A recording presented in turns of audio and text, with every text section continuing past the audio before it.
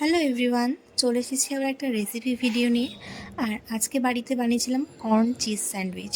খেতে দারুণ টেস্টি হয়েছিল, তাই ভাবলাম তোমাদের সাথেও রেসিপিটা একটু শেয়ার করি। তো প্রথমেই আমি একটা কড়াইয়ের মধ্যে কিছুটা বাটার দিয়ে দিয়েছিলাম।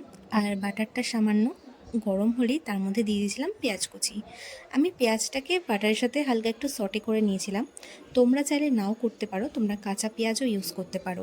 আসলে আমার কাঁচা পেঁয়াজের গন্ধটা ঠিক ভালো লাগে না, তাই আমি একটু হালকা সটে করে নিয়েছিলাম।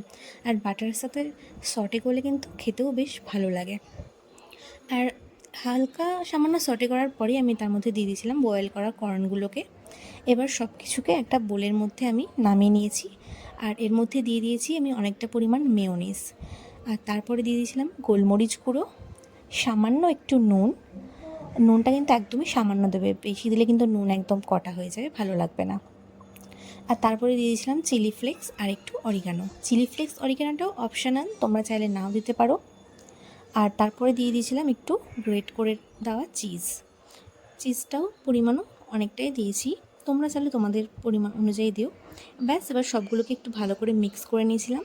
তারপর একটা পাউরুটি স্লাইসের মধ্যে মিক্সচারটাকে পুরোটা ভালো করে স্প্রেড করে দিয়েছি। আর আরেকটা পাউরুটির গায়ে একটু মেয়োনিজ লাগিয়ে নিয়েছিলাম, যাতে একটু বেশ চিজি চিজি লাগে, ভালো লাগে খেতে। তো সেটা দিয়ে এবার ওই পাউরুটিটাকে চাপা দিয়ে দিয়েছি। এবার ব্যাস সব কিছুকে একটু বাটারের সাথে হালকা করে ভেজে নিলে কিন্তু রেডি হয়ে যাবে স্যান্ডউইচটা।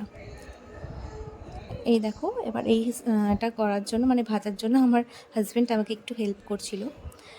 তো ও ভেজে নিল দুদিকটা, এবার বাটার দিয়ে ভালো করে ভেজে নিলাম। ব্যাস তাহলে কিন্তু রেডি। তোমরা একবার ট্রাই করে দেখো, অবশ্যই খুবই ভালো লাগবে খেতে। আর আমার ভিডিওগুলো ভালো লাগলে অবশ্যই চ্যানেলটিকে সাবস্ক্রাইব করো আর লাইক কমেন্ট শেয়ার করে পাশে থেকো। তো চলো, দেখা হবে আবার নেক্সট কোনো ভিডিওতে। টাটা আজকের